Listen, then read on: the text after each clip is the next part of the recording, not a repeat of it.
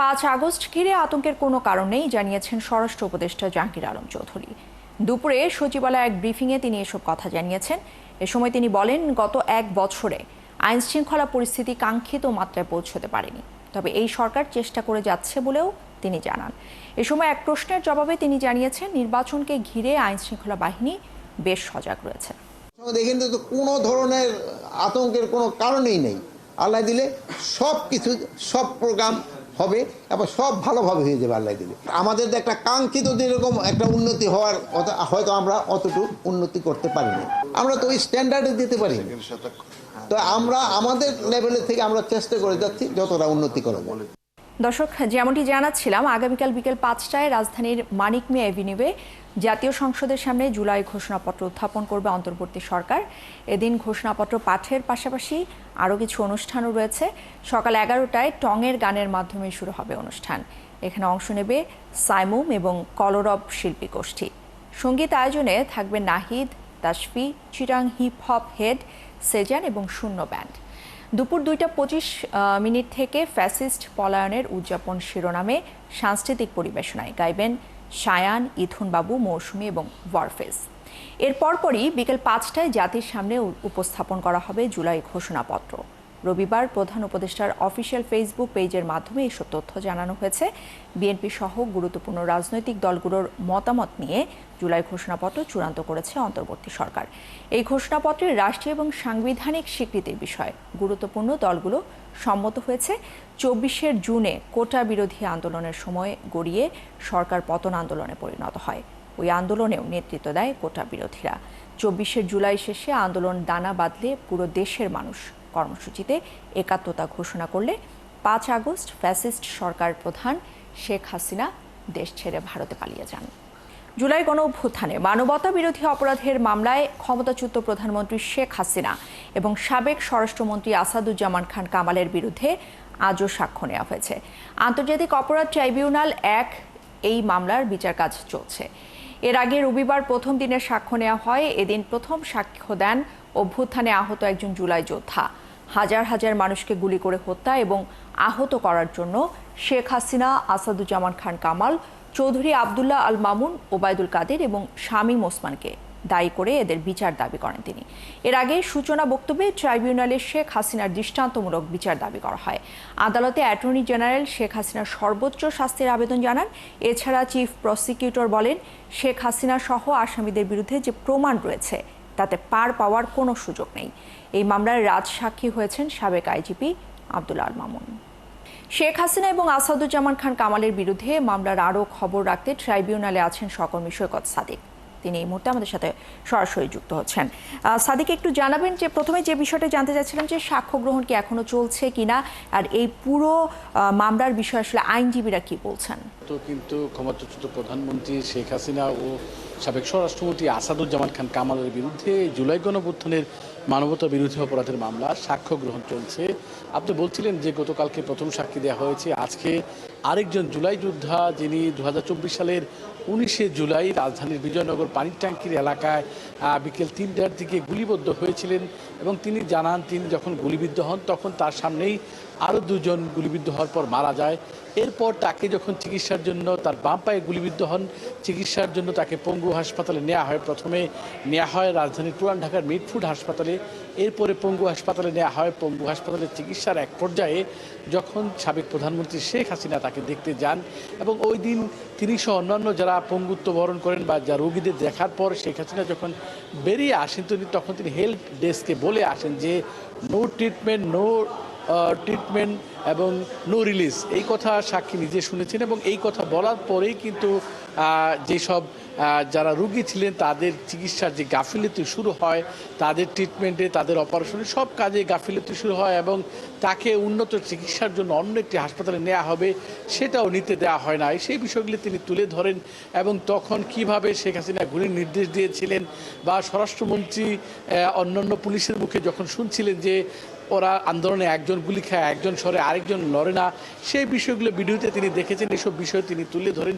এবং তার পায়ের যে বর্তমান চিত্র, তাকে হুইল চেয়ারে চলতে হয়, পায়ের যে পতন ধরেছে এবং বাম পাটে যে অনেকটাই অকেজু, সেই বিষয়গুলো তুলে ধরে তিনি জানান যে এই ঘটনার জন্য এই মামলার যে আসামি সাবেক প্রধানমন্ত্রী শেখ হাসিনা, সাবেক স্বরাষ্ট্রমন্ত্রী আসাদুজ্জামান খান কামাল ও এখন যিনি রাজসাক্ষী চৌধুরী আব্দুল্লাহ মামুন, তারা দায়ী, তাদেরকে তিনি দায়ী করেন। এরপর আদালত কিছুক্ষণ বিরতির পর কিন্তু আবার শুরু হলেই এই সাক্ষীকে আসামি পক্ষে রাষ্ট্রনিযুক্ত যে আইনজীবী, তিনি দীর্ঘক্ষণ জেরা করলেন। প্রায় ঘণ্টাখানিকের মতো জেরা করার পর কিছুক্ষণ আগেই এই আজকের দ্বিতীয় সাক্ষী তার কার্যক্রম শেষ হলো। এখন যে তৃতীয় যে সাক্ষী, আরেকজন জুলাই যোদ্ধা, তিনি নারী জুলাই যোদ্ধা, তিনি অন্ধ হয়েছেন, তার সাক্ষ্য গ্রহণ শুরু হবে। মামলায় যে সাক্ষ্য গ্রহণ কার্যক্রম চলছে এবং এই মামলার যে এখন যে রাজসাক্ষী, যিনি এই মামলার আগে অন্যতম একজন আসামি ছিলেন, তিনি কিন্তু ট্রাইব্যুনালে যেখানে আসামিদের রাখা হয় সেখানে অবস্থান করছেন এবং তিনি অনেকটা চুপচাপ বসে আছেন এবং নির্ভার তিনি এইসব মামলার কার্যক্রম শুনছেন। যেহেতু আজকেও তার রাজসাক্ষী সেটা হয়নি, যেহেতু আজকেও আরেকজন জুলাই যোদ্ধা সাক্ষী দিবেন। তবে আসামি পক্ষের যে রাষ্ট্রনিযুক্ত আইনজীবী, তিনি জেরার পর্যায়ে তিনিও দাবি করেন যে আজকে সাক্ষী যেসব কথা বলেছেন এই ঘটনার জন্য তার যে আসামি তারা জড়িত নন। সব মিলিয়ে এখন পর্যন্ত আজকে দ্বিতীয় দিনের সাক্ষ্য গ্রহণ চলছে। হয়তো আজকে আরও কিছুক্ষণের সাক্ষ্য গ্রহণ চলবে। এই মিলে সব মিলিয়ে বলা চলে যে আজকে সারাদিনই এই দ্বিতীয় দিনের সাক্ষ্য কার্যক্রম সেটা অব্যাহত রয়েছে। ইশরাত। সৈকত সাদিক, আপনাকে অসংখ্য ধন্যবাদ আমাদের সাথে যুক্ত হওয়ার জন্য। গণ অভ্যুত্থানে হত্যায় জড়িত বিভিন্ন বাহিনীর সদস্যদের বিরুদ্ধে ব্যবস্থা গ্রহণ শুরু হয়েছে বলে মনে করছে ট্রান্সপারেন্সি ইন্টারন্যাশনাল বাংলাদেশ, টিআইবি। তবে দুদকের কার্যক্রম এখনও রাজনৈতিক প্রভাবের বাইরে নয় বলেও এক গবেষণায় উল্লেখ করেছে সংস্থাটি। সোমবার রাজধানীর মাইডাস সেন্টারে টিআইবির সম্মেলন কক্ষে আয়োজিত নতুন বাংলাদেশ কর্তৃত্ববাদী সরকার পতন পরবর্তী এক বছরের ওপর পর্যবেক্ষণ, এই শীর্ষ গবেষণা প্রতিবেদন প্রকাশ অনুষ্ঠানে এসব কথা জানানো হয়। গবেষণাপত্রে বলা হয়েছে, দুদকের সব মামলা প্রত্যাহার ক্ষেত্রে পক্ষপাতমূলক আচরণ একটুও পরিবর্তন হয়নি। এদিকে পুলিশের বিষয়ে বলা হয়েছে, সরকার পতন পরবর্তী 11 মাসে সারা দেশে পুলিশের বিরুদ্ধে 761টি মামলায় আসামি 1168 পুলিশ। এর মধ্যে গ্রেফতার হয়েছে 61 জন। আরও জানানো হয়েছে, কিছু কিছু বিভাগীয় পদক্ষেপের বাইরে বাস্তবে পুলিশের বিরুদ্ধে কোনো কার্যকর জবাবদিহির অগ্রগতি না থাকা, সরকারের সদিচ্ছা এবং সক্ষমতার ঘাটতি দেখা গেছে। যেটা প্রতিষ্ঠিত রোল মডেল, সেটাই দলবাজি, দখলবাজি, চাঁদাবাজি, এই রোল মডেলের মধ্যে তারা নিজেদেরকে নিমজ্জিত করেছে এবং যে সম্ভাবনা ছিল সেটার থেকে নিজেদেরকে অনেকটাই বঞ্চিত করে আত্মঘাতী পথে অগ্রসর হয়েছে।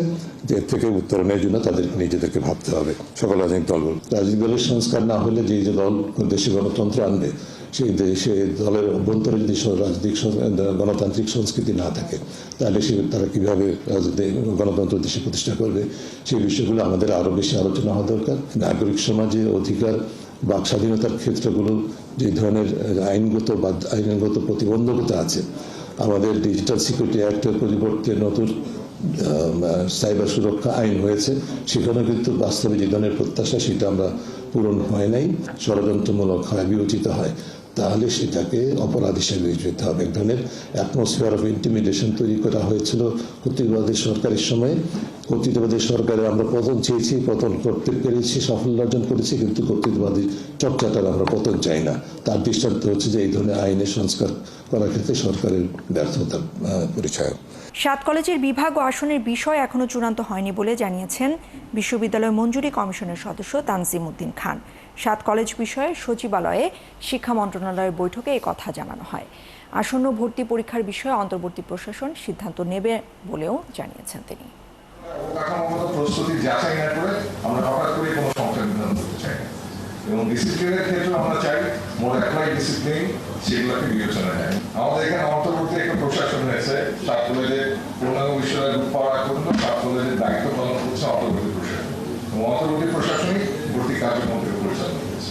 কিভাবে আমরা সেটেল করবো, এর সাথে একটা রাজনৈতিক অর্থনৈতিক সম্পর্ক আছে। আমি খেলনা বিশ্ববিদ্যালয় বললেও এমন একটা বাস্তবতায় পৌঁছে গেছি যে স্থানীয় রাজনৈতিক স্বার্থ, স্থানীয় আকাঙ্ক্ষা এর সাথে কিন্তু যুক্ত, যার ফলে আমি চাইলেই কিন্তু একরকম সিদ্ধান্ত নিতে পারি না। এটা অনেক যাচাই বাছাইয়ের প্রয়োজন আছে। 107টি পণ্যের আমদানি শুল্ক সম্পূর্ণ প্রত্যাহার করেছে বাংলাদেশ এনবিআর। কমানো হয়েছে আরও 60টি পণ্যের শুল্ক। এছাড়াও আরও 440টি পণ্যের সম্পূরক শুল্ক কমিয়েছে এনবিআর। সোমবার এনবিআর এই তথ্য জানিয়েছে। এই বিষয়ে দ্রুতই প্রজ্ঞাপন জারি করা হবে। ক্যান্সার প্রতিরোধক আরও 23টি ঔষধের কাঁচামাল আমদানিতে রেয়াতি সুবিধা দেওয়া হচ্ছে। সেই সাথে ম্যানমেড ফাইবার তৈরির উপকরণ সহ টেক্সটাইল শিল্পের কাঁচামাল আমদানির রেয়াতি সুবিধা সম্প্রসারণ করা হয়েছে। ই বাইক, লিথিয়াম ব্যাটারি উৎপাদনের সরঞ্জাম আমদানিতে রেয়াতি সুবিধা দেওয়া হয়েছে। সংবাদপত্রের জন্য নিউজ প্রিন্ট আমদানির শুল্ক কমিয়ে 3% করেছে এনবিআর। জানা গেছে ফর্ক লিফট, ওজন মেশিন, লিফটিং মেশিন, ক্রেন সহ শিল্পের মূলধন যন্ত্রপাতি আমদানিতে শুল্ক প্রত্যাহার করেছে NBR. Chocolate, lipstick, lip gel, face wash, lotion সহ প্রসাধনী সামগ্রীর শুল্ক বাড়ানো হয়েছে। আর শুল্ক হার যৌক্তিকীকরণ দেশীয় শিল্পকে রক্ষার জন্য এই সিদ্ধান্ত বলে জানিয়েছে এনবিআর। বর্তমান সরকারের সময় অর্থনৈতিক অনেক সূচকে প্রবৃদ্ধি সত্ত্বেও নেতিবাচকভাবে প্রচার হচ্ছে মনে করেন অর্থ উপদেষ্টা সালাউদ্দিন আহমেদ। সকালে জাতীয় রাজস্ব বোর্ড আয়োজিত এক আলোচনা সভায় এ কথা জানিয়েছেন তিনি। উপদেষ্টা আরও জানিয়েছেন, এনবিআর এর নেওয়া পদক্ষেপগুলো স্বচ্ছতা এবং জবাবদিহিতার মাধ্যমে বাস্তবায়ন করা গেলে রাজস্ব আহরণে ইতিবাচক পরিবর্তন আসবে। অনুপ অধিকারী তরুণ জানাচ্ছেন বিস্তারিত। 2025-26 অর্থ বছরের বাজেটে আয়কর, মূসক ও কাস্টমস বিষয়ে গৃহীত কার্যক্রম সম্পর্কে জাতীয় রাজস্ব বোর্ডের আয়োজনে এই সেমিনারে অর্থ উপদেষ্টা বলেন, স্বচ্ছতা ও জবাবদিহিতা নিশ্চিত করা গেলে কর আহরণে ইতিবাচক পরিবর্তন আসবে। আইটি তো আপনার এনবিআর একটা বিরাট একটা উদ্যোগ আছে এনবিআর জন্য আইটি করা। সার্বিকভাবে আমি মনে করি তথ্যের প্রবাহ এবং স্বচ্ছতা জবাবদিহিতা থাকলে কিন্তু অন্যরকম ক্রিটিসিজম আছে অনেকের ব্যাপারে বা অনেকে থাকলে সেটা আমি সবসময় বলি স্বচ্ছতা দিনের আলোকে সব বেরিয়ে আসলে আমার একটা কথা, Sunshine is the best antiseptic. দেশের অর্থনীতি নিয়ে নেতিবাচক যত কিছু প্রকাশ করা হয়, বাস্তবে অর্থনীতির চিত্র তেমনটা নয় বলেও দাবি করেন উপদেষ্টা। মানে রবীন্দ্রের কথা আছে না, নিজের দিকে তাকাও, একটু নিজের অন্তরের দিকে তাকাও, দেখতে পাবে। আমাদের অনেকে সেই অন্তরের দিকে তাকানো হয়, কিছুই করে। হ্যাঁ, আমাদের অনেক ভুল ত্রুটি আছে, স্বীকার করছি। উই আর নট সেইন্ট, স্যাক্রোসেন্ট না, পবিত্র, দায়িত্ব নিয়ে আছি, কিন্তু আমরা তো সেইন্ট না। তো একটু ভালো দিকটা এগুলো এনকারেজ করে একটু ভালো লাগে আর কি। আর খারাপ ডেফিনেটলি কনস্ট্রাকটিভ ডিসিশন দরকার, ভ্রান্ত পথে যেতে পারি, এটা একটু কনস্ট্রাকটিভ হলে ভালো হয়।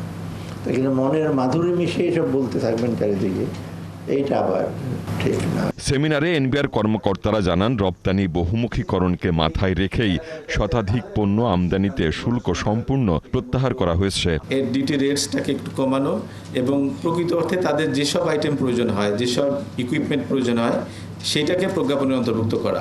অনুপ অধিকারী তরুণ, ৭১, ঢাকা। 5 আগস্ট গণ অভ্যুত্থান দিবসে দেশের সব গার্মেন্টস কারখানা বন্ধ রাখতে মালিকদের নির্দেশ দিয়েছে বিজিএমইএ। গার্মেন্টস মালিকদের কাছে পাঠানো এক চিঠিতে বিজিএমইএ বলছে, জুলাই অভ্যুত্থানে শহীদদের প্রতি শ্রদ্ধা রেখে এবং সরকারের সিদ্ধান্তের সাথে সংহতি প্রকাশ করে জুলাই গণ অভ্যুত্থান দিবসে গার্মেন্টসগুলো সাধারণ ছুটি হিসেবে যেন বন্ধ রাখা হয়। উল্লেখ্য, বাংলাদেশ শ্রম আইন 2006-এর 111 ধারা এবং শ্রম বিধিমালা 2015-এর বিধি 110 মোতাবেক বছরের শুরুতেই 11 দিন উৎসব ছুটি নির্ধারণ করে থাকে। তবে বছরের মাঝামাঝি সময়ে সরকার জুলাই গণ অভ্যুত্থান দিবস সাধারণ ছুটি ঘোষণা করায় গার্মেন্টসে 5 আগস্ট উৎসব ছুটির অন্তর্ভুক্ত ছিল না। তাই শ্রম আইন অনুসরণ করে উক্ত ছুটিতে কারখানাগুলো বন্ধ রাখা বাধ্যতামূলক নয়। আগামী 3 থেকে 4 দিন রাজধানী ঢাকা সহ সারা দেশে বজ্র সহ বৃষ্টির আভাস দিয়েছে বাংলাদেশ আবহাওয়া অধিদপ্তর। সেই সঙ্গে কোথাও কোথাও ভারী বৃষ্টিও হতে পারে বলে জানিয়েছেন আবহাওয়াবিদ ডক্টর মোহাম্মদ বজলুর রশিদ। তিনি জানিয়েছেন, দেশের উত্তর এবং উত্তর পূর্বাঞ্চলে বেশি বৃষ্টি হতে পারে। আরও জানাচ্ছেন ইমতিয়াজ সন। গত রাত থেকেই রাজধানী সহ সারা দেশে মাঝারি থেকে ভারী বৃষ্টি হয়েছে। ফলে সকালে ব্যস্ত সড়কে যানজট সৃষ্টি হয়। দুর্ভোগে পড়েছে শ্রমজীবী ও অফিসগামী মানুষ। তবে বেলা বাড়ার সাথে সাথে বৃষ্টি কমে গেলে স্বাভাবিক হয় সড়কের পরিস্থিতি। আবহাওয়াবিদরা বলছে, শুধু রাজধানী নয়, মৌসুমি বায়ু সক্রিয় থাকার কারণে আগামী 3 থেকে 4 দিন সারা দেশে মাঝারি থেকে ভারী বৃষ্টিপাতের সম্ভাবনা আছে। যেহেতু মৌসুমি বায়ুর সক্রিয়তা রয়েছে, এই কারণে আগামী আরও 3 থেকে 4 দিন মোটামুটি হালকা থেকে মাঝারি এই ধরনের বৃষ্টি থাকবে এবং দেশের উত্তর এবং উত্তর পূর্ব অঞ্চলে ভারী থেকে অতি ভারী বর্ষণ হতে পারে। ঢাকা, খুলনা, বরিশাল ও চট্টগ্রাম বিভাগে তুলনামূলক কম বৃষ্টি হতে পারে। বেশি বৃষ্টির সম্ভাবনা আছে রংপুর, রাজশাহী, ময়মনসিংহ ও সিলেট বিভাগে। আর ভারী বৃষ্টিপাতের কারণে সিলেট বিভাগে বন্যার আশঙ্কা আছে বলেও জানায় এই আবহাওয়াবিদ। দেশের উত্তর অঞ্চলে এই মৌসুমের যে অক্ষাংশ থাকে, এটা হচ্ছে আপনার রংপুর, দিনাজপুর, ময়মনসিংহ, সিলেট এই রিজন দিয়ে আপনার বরাবর আছে। এই মৌসুমী বায়ু সক্রিয় থাকার কারণে অনেক জায়গায় ভারী থেকে অতি ভারী বর্ষণ হচ্ছে। যেহেতু আপনার আসাম, মেঘালয় ওই সব জায়গাতে অতি ভারী বর্ষণ রয়েছে, আর সেক্ষেত্রে বৃষ্টির কারণে পানি বেড়ে যেতে পারে। গত 24 ঘন্টায় রাজধানীতে 62 মিলিমিটার বৃষ্টি রেকর্ড করা হয়েছে, আর বগুড়ায় সর্বোচ্চ 119 মিলিমিটার বৃষ্টি রেকর্ড করা হয়েছে। ইমতিয়াজ সনি, 71, ঢাকা। এদিকে বৃষ্টি এবং উজান থেকে নেমে আসা পাহাড়ি ঢলে সৃষ্টি হওয়া লালমনিরহাটের বন্যা পরিস্থিতির কিছুটা উন্নতি হয়েছে। তিস্তা নদীর পানি কমে এখন বিপদসীমার 9 সেন্টিমিটার নিচ দিয়ে প্রবাহিত হচ্ছে। তবে পানি কমলেও ভোগান্তি কমেনি মানুষের। ডুবে গেছে আমন ধান, সবজির ক্ষেত এবং পুকুর। সড়ক পথ যোগাযোগ বন্ধ থাকায় এখন নৌকা এবং ভেলা হয়ে উঠেছে চলাচলের একমাত্র মাধ্যম। সহকর্মীদের তথ্য এবং ছবিতে প্রতিবেদন। পানির কারণে ঘরবাড়ি ছাড়তে বাধ্য হয়েছিলেন শত শত পরিবার। অনেকে গবাদি পশু ও সন্তানদের নিয়ে আশ্রয় নেন বাঁধ ও স্কুলে। সোমবার পানি কমতে শুরু করায় তারা ফিরতে শুরু করেন নিজ ভিটায়। এলাকাবাসী জানান, শনিবার থেকে ভারতের উজানে ভারী বর্ষণের কারণে নদীতে পানির প্রবাহ বেড়ে যায়। এতে লালমনিরহাটের চরাঞ্চল ও নিম্নাঞ্চল প্লাবিত হয়ে ডুবে গেছে আমন ধান, সবজির ক্ষেত ও পুকুর। এখনো পানিবন্দী হাজারো পরিবার। 8 দিন আগে বন্যা হয়ে গেল, আবার এই মনে করেন 8 দিন পারে হয়নি, তাতে আবার তার থেকে আরো বড় বন্যা। পানির অবস্থা খুবই খারাপ, আর অতিরিক্ত পানি। মনে হয় যে পানি কমে গেল, এখনো বেসন তো যা আছে তাকে দিয়ে হয়তো গাড়াগাড়ি করা যাবে। চুলা তলিয়ে যাওয়ায় রান্না পর্যন্ত করতে পারছেন না পানিবন্দী অধিকাংশ পরিবার। অনাহারে অর্ধাহারে দিন কাটছে তাদের। শুরু হয়েছে বিশুদ্ধ পানি ও শুকনো খাবারের অভাব। বাড়িঘর তো তলে আছে, অবস্থা কি খাওয়া দাওয়ার খুব সমস্যা আছে। ধান চাল যেটুকু আছে সেইটিকে সমস্ত ভিজে দিতেছে। পানি উন্নয়ন বোর্ড বলছে, বর্তমানে পানি বিপদসীমার নিচে নামলেও নিম্নাঞ্চলে সতর্কতা জারি রয়েছে। লালমনিরহাট বন্যার তথ্য নামে আমাদের একটা হোয়াটসঅ্যাপ গ্রুপ রয়েছে। এই গ্রুপের মাধ্যমে আমরা যখনই বন্যা পূর্বাভাস এবং সতর্কীকরণ তথ্য থেকে তথ্য পাই, সাথে সাথে আমি নিজেও আমার যে টিম রয়েছে আমরা সবসময় বন্যার তথ্য সেখানে প্রেরণ করে থাকি। এদিকে নীলফামারীর ডালিয়া ব্যারেজ পয়েন্টে তিস্তার পানি বিপদসীমার অনেক নিচে রয়েছে। এতে নদী পাড়ের মানুষের মনেও খানিকটা স্বস্তি ফিরেছে। নদীর পানি তো হঠাৎ করে একটু বাড়ছিল, বাড়ার পরে আবার কমে গেছে। পানিটা কমে গেছে, আর কোনো সমস্যা নেই। প্রায় 1 ফিটের মতো পানি কমে গেছে কালকের তুলনামূলক। কুড়িগ্রামের তিস্তা, ব্রহ্মপুত্র ও দুধকুমোর সহ সবকটি নদ নদীর পানি বাড়লেও তা বিপদসীমা অতিক্রম করেনি। পানি উন্নয়ন বোর্ড জানিয়েছে, বড় ধরনের ঝুঁকি আপাতত নেই। আব্দুল্লাল মামুন, 71। নিউ ইয়র্কে জুলাই বিপ্লবের বর্ষপূর্তির অনুষ্ঠান থেকে স্বৈরাচার হাসিনার সমর্থকদের তাড়িয়ে দিয়েছে পুলিশ। অনুষ্ঠান চলার সময় সেখানকার আওয়ামী সমর্থকরা অনুষ্ঠান ভণ্ডুল করতে গেলে আয়োজকরা পুলিশের সাহায্য চান। যুক্তরাষ্ট্র প্রতিনিধি তোফাজ্জল লিটনের তথ্য এবং ছবিতে প্রতিবেদন।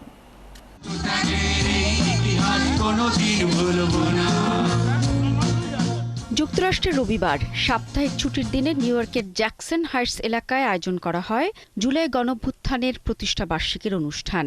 অভ্যুত্থানের ছবি দিয়ে সাজানো চত্বরে কবি জহুরুল হক স্মৃতিচারণ করেন স্বৈরাচার তাড়ানো আন্দোলনের দিনগুলোর।